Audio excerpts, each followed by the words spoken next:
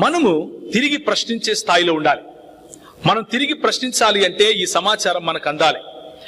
క్రైస్తవ మిషనరీలు, క్రైస్తవ దృక్పథం ఈ ప్రపంచానికి, ఈ ప్రపంచంతో పాటు ఈ భూభాగానికి ఏం చేసింది అని తెలుసుకోవాలి.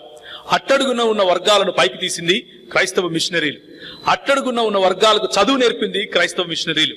అట్టడుగున ఉన్న వర్గాలకు చదువు నేర్పటం మాత్రమే కాదు కానీ ఒక డిగ్నిఫైడ్ లైఫ్, సమాన స్థాయిలో మనం జీవించవచ్చు. ఎందుకు అంటే దేవుని స్వరూపంలో మనం చేయబడ్డాం అని చెప్పింది క్రైస్తవ మిషనరీలు. మనం ఈ సువార్తను కేవలము ఆధ్యాత్మికతకు, ఆత్మీయతకు, మతపరంగా మాత్రమే నిలువరించకుండా ఇలా సామాజికంగా గనక తీసుకుని వెళ్ళగలిగితే, సామాజిక కోణంలో కూడా ప్రజలను మనం పురికొల్పగలిగితే, సామాజిక కోణంలో కూడా ప్రజలను మనము సమీకరించగలిగితే తప్పకుండా రానున్న రోజుల్లో మనం ఈ బ్రాహ్మణవాదాన్ని నిలువరించగలుగుతాం. లేకపోతే రాబోయే సమయంలో అక్కడ గ్రీన్ బట్టలు వేసుకుండే ఐసిస్ కనిపిస్తాడు, ఇక్కడ కాషాయ బట్టలు వేసుకున్న ఐసిస్లు కనిపిస్తారు. ఏ పిల్లలకు మనం మన దేశాన్ని ఇవ్వబోతున్నామో ఆలోచించాలి.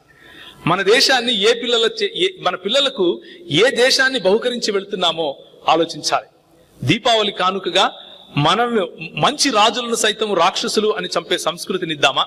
చచ్చిపోయినందుకు ఏడన్నా పండగలు చేసుకుంటాడండి,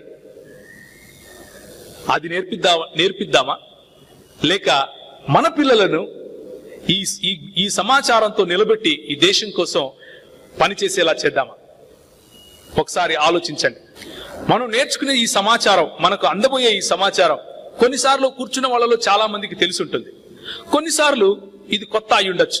అయితే ఈ సమాచారము రెచ్చిపోవటానికి కాదు, ఉప్పొంగటానికి కాదు, కనిపించిన వాళ్ళను కనిపించినట్లుగా ప్రశ్నించడానికి కాదు, సంయమనం పాటించి శాంతియుతంగా మన సమాజం కోసం పనిచేయటం కోసమే ఈ సమాచారం. తలలు వంచుకుంటే ప్రార్థన చేసుకుందాం.